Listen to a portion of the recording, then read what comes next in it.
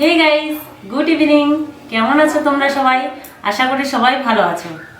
এই দেখো আজকে কি এনেছি, মেথি শাক। আর আজকে মেথি শাকের পরোটা করব।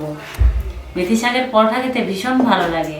আর শীতকালে তো পরোটা মানে সন্ধেবেলা দারুণ, যে কোনো তেলে ভাজা জিনিস খেতে খুব ভালো লাগে বিকেলবেলা সন্ধ্যাবেলা। আর আমার দুই ছেলের প্রিয় হচ্ছে পরোটা। শাকগুলো বেছে নিচ্ছি। সকালবেলা করার কথা ছিল, কিন্তু তাড়াহুড়োর মধ্যে সকালে এটা সেটা করতে না, মানে সকালবেলা টাইমটা ভাত রান্না করতেই আমার পার হয়ে চলে যায়। তো পরোটা করা আর আজকে হলো না, তাই ভাবলাম শাকগুলো তো নষ্ট হয়ে যাবে, তো পরোটা করি।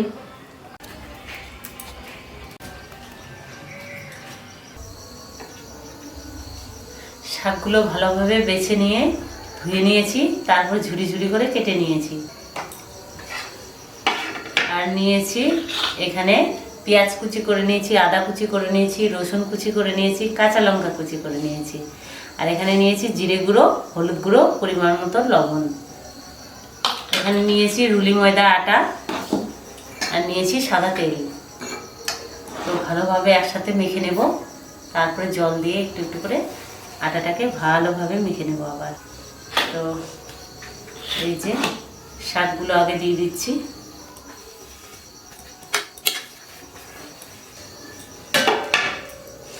তারপর সব কিছু দিয়ে দিচ্ছি আবার একসাথে।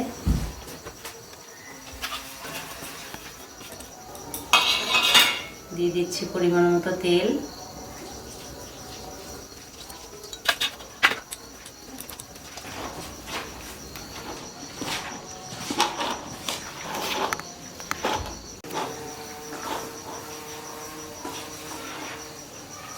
ভালোভাবে ময়াম করে নিলাম। এখন একটু একটু জল দিয়ে মেখে নেব।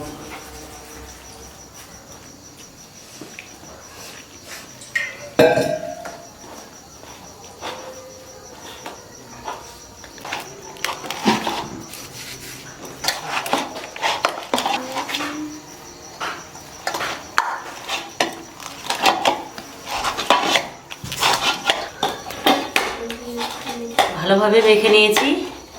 দেখো খুব সুন্দর একটা ডো তৈরি হয়ে গেছে। এখন ছোট ছোট করে লেচি কেটে সুন্দর করে পরোটাগুলো বেলে নেব, তারপর ভেজে নেব।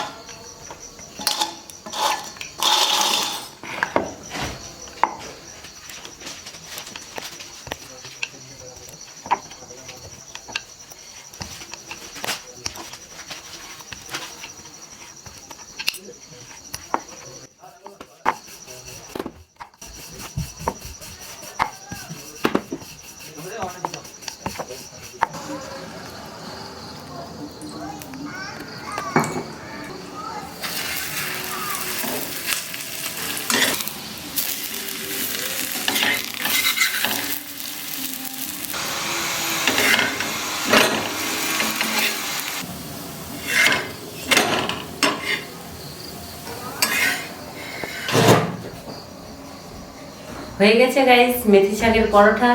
আর এইভাবেই আমি সবগুলো ভেজে নেব।